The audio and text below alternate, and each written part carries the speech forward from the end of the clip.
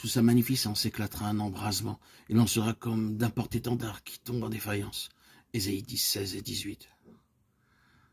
Au chapitre 30, après avoir rappelé les bénédictions de son heureux passé, Job décrit les douleurs du présent. Son récit n'est pas sans rappeler, par plus d'un côté, le chemin que suivit jusqu'au calvaire le Saint de Dieu, lorsqu'il devint obéissant jusqu'à la mort de la croix. L'histoire de Job ne serait-elle pas seulement un enseignement des voies de Dieu envers ses enfants, dans tous les temps? Préfigurerait-elle aussi l'œuvre du Christ? De même qu'Ésaïe 53 décrit les souffrances du Messie, la vie de Job ne fut-elle pas, pour ses contemporains et par certains côtés, annonciatrice du calvaire? Quoi qu'il en soit, l'harmonie interne des Écritures est soulignée de façon frappante par la vie de Job. La lettre de la parole a été donnée en divers temps et de plusieurs manières, mais nous y discernons le même esprit, une même vérité. De la Genèse à l'Apocalypse, nous avons ce même enseignement de mort et de résurrection, non seulement dans la vie du Seigneur, mais aussi dans celle de tout fils d'Adam, ramené à Dieu par Christ. Le chemin qu'a suivi le Christ dans son pèlerinage terrestre est celui de la vie abondante. Si le grain de blé ne meurt, il demeure seul. S'il meurt, il porte beaucoup de fruits. Longtemps auparavant, Job fut amené à mourir à lui-même dans la fournaise de la souffrance. En ces derniers jours de l'âge, le chemin est le même, pour toute âme qui attend l'apparition du Seigneur glorifié. De tout jeunes gens riaient du malheur de Job, même des gens de rien, les plus vils, la lie du peuple se moquait de lui et le crachait au visage.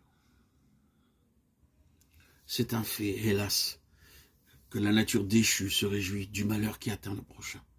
S'agit-il d'un enfant de Dieu très aimé et estimé à cause de son service? Il se trouvera toujours autour de lui quelques âmes jalouses ou envieuses, même parmi les frères, pour se réjouir qu'il soit mis à l'écart. Oh, enfant de Dieu, pourquoi ne point te réjouir de ce qu'un autre est apprécié, recherché, même si d'être laissé dans l'ombre t'humilie? Ne peux-tu pas te réjouir de ce que Dieu envoie un autre que toi pour sauver des âmes? Qu'un autre soit appelé pour un service qui autrefois te fut confié? Ne peux-tu te glorifier du privilège de l'intercession, ce service caché au pied du trône de la grâce? Ou bien souffrirais-tu d'être jugé durement, toi qui as supporté le labeur et la chaleur du jour au service du Maître? Quelques jeunes ouvriers sans culture, mais pleins de zèle, te méprisent peut-être à cause d'un manque de bénédiction sur la vigne confiée à tes soins. Ne veux-tu pas accepter d'être traité d'incapable et te retirer d'une œuvre qui a été comme ta vie? Non seulement les jeunes se moquent de moi, dit Job, mais je suis la risée de gens méprisables, de personnes qui recherchent la nuit, qu'on repousse de partout et qui fuient dans les lieux arides. Et maintenant, je suis l'objet de leurs chansons, je suis en but à leurs propos. Ils me crachent au visage, ces misérables, se lèvent à ma droite, ils me poussent les pieds, ils arrivent comme par une large brèche et se précipitent sur ma ruine. Chapitre 30, versets 1 à 14. Il semble, d'après ces paroles, qu'une foule de gens méprisables soit accourue pour insulter Job sur le tas d'immondices où maintenant il demeure.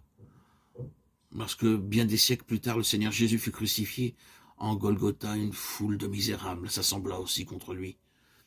Des hommes vils l'accusèrent, des brigands furent crucifiés avec lui, qui avaient certainement des gens de leur bande mêlés à la foule pour voir mourir les suppliciés. Job avait passé sa vie à faire le bien, à secourir les pauvres, les affligés, les misérables. Maintenant, ceux-là même qu'il a secourus le considèrent avec horreur et l'injurient.